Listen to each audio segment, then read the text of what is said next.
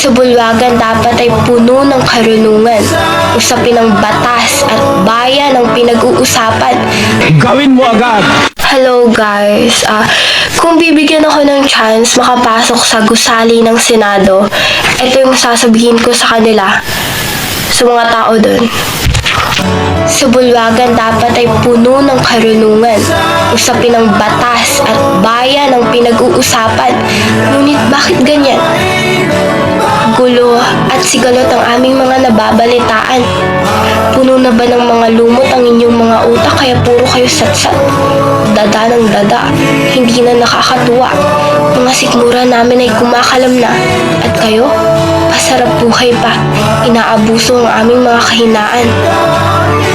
Pangako ng pangako, lahat naman ay nagpapako. Hindi ko nalalahat. Pero awa na lang, hindi pa ba kayo mulat? Ngayong nakasumpong ka ng mabuti, huwag kang magpatumpik-tumpik, huwag kang magpa-delay-delay, huwag kang magpabukas-bukas. Pagkakasumpong mo ng mabuti, gawin mo agad.